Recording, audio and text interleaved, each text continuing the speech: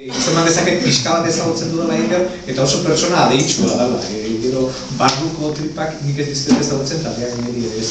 Baina da, zuk badakizu munduan existitzen dela xamurtasuna, goxotasuna, adiskidetasuna, kariñoa, eta zure pertsona haietan eta zure historioetan sentimendu horiek ez dira agertu. Nik ez dakitetan literarioki joko gutxiago ematen dutela.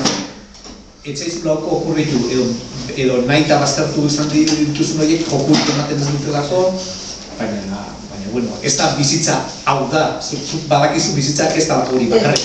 Ez nahi duena da, ez garela bakarrik hori, noski, badagoela, dugu komponente bide bat, ez daugarri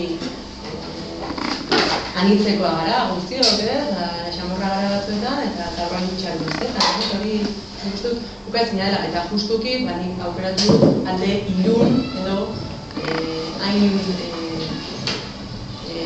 inadaptatua, inadaptazio hori aukeratu dut, interesgarriagoa zaila da, ez literatura nomatik inspiratzen duen edo, nire interesgarriagoa egiten zen, kogoteraino nago inguratzen gaituen jendea ze ona den, ze errukitsua den, eta ze ondo eramaten den urkoarekin ikusi eta entzuteaz, jakin da gero ze barne miseria ditugun, ez? Hala ere, aldez aurretik eta liburu osorako egindako autu bada edo ipuin ez ipuin alaxe tokatu da.